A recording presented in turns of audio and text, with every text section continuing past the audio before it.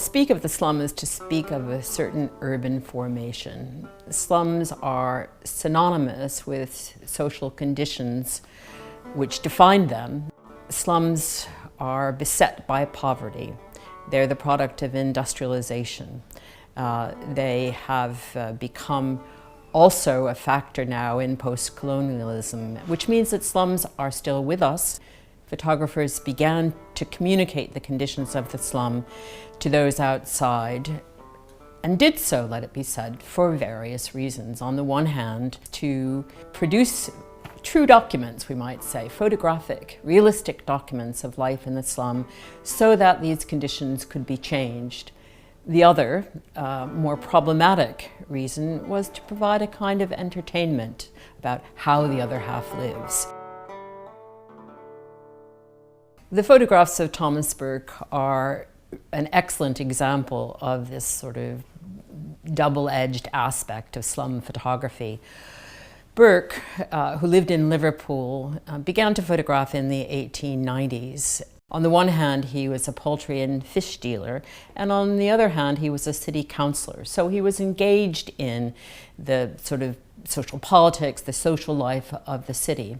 It was Burke who set his mind to the task of producing a set of images of life of the poor. What they show is very much in the how the other half lives sort of model, but they oftentimes were hand-colored, so they err on the side of entertainment rather than on the side of instruction. Some of the scenes that he shot, for example, are little girls playing Ring Around a Rosie in a town square. There is a bobby in the background surveying the scene.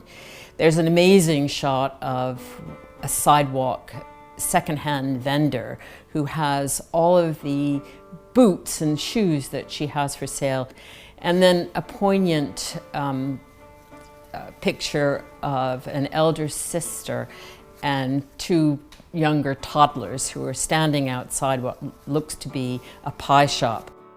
Familiar stuff, rather poignant really, and part, I think, of this double-edged aspect that slum photography could have. Jacob Riis is one of the most influential of the 19th century slum photographers. He was concerned as an immigrant himself to show precisely the conditions under which the poor were living in New York City. Those conditions were grim. Hell's Kitchen, one of the great slum areas of the city, just by virtue of its name, speaks loudly to what these places were like. There was no sanitation, the streets were unpaved, all the tenements were crowded with people.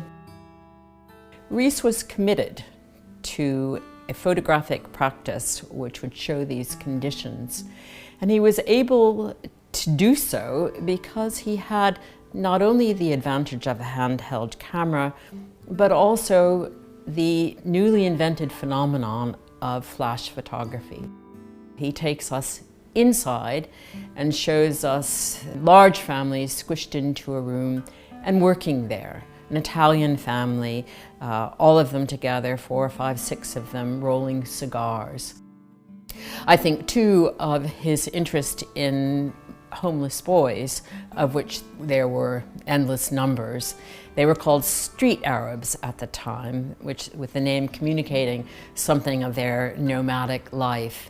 There's a photograph of 3 of these little kids, filthy, tattered, and piled up sort of like kittens or puppies over a vent, over a grater, just to keep warm as the night goes on. The work that he did in New York did cause change. We know this for a fact. Slums were cleared, parks were built, ventilation and paving arrived in New York. And this is one of the reasons why his work continues to mean so much. Louis Hines can be thought of as a successor to Jacob Riis, partly because he was 25 years younger. Hines was educated as a sociologist at Columbia University in New York, and he went from there to become a teacher. He decided to instruct his students in photography, and they used the city as their subject. They began by photographing immigrants as they arrived on Manhattan. But from there, he became much more involved in what happened to the life of these new arrivals. Heinz was interested above all in the problem of child labor. He traveled up and down the eastern seaboard into the Midwest in order to picture the conditions under which children worked in the factory. A typical Heinz photograph shows us row upon row upon row of enormous machines that dwarf their childish operators, as they were called. I'm thinking about the great textile mills of the 19th century, with fast-running machines that never stopped, endlessly turning and turning, weaving and spinning, with moving parts and with deafening noise. The result, it doesn't take a big imagination to figure this out, was bodies that were maimed, lives that were lost, hearing that was lost. It took Heinz's collaboration with people who did care about this to begin to cause some sort of reaction to these conditions. But it took 30 years from the time that Heinz took his first photograph of children at work in 1908 until the final abolition of child labor in the US. Perhaps the most remarkable body of photographs of the slums of Britain was made by a British photographer, Hedges, in the years 1969 through 1971. Its purpose was to address a housing crisis which was felt nationwide. There were 3 million people at the time living in inadequate housing in Britain. One of the most interesting aspects of Hedges' work was the consciousness he brought to the interaction between himself and the people who he was shooting. He was well aware that there was a relationship involved, that it wasn't merely a matter of transcribing something we could call reality. There's a picture of a small family, a mother and 2 children, who are in a forecourt in some sort of otherwise unspecified apartment dwelling.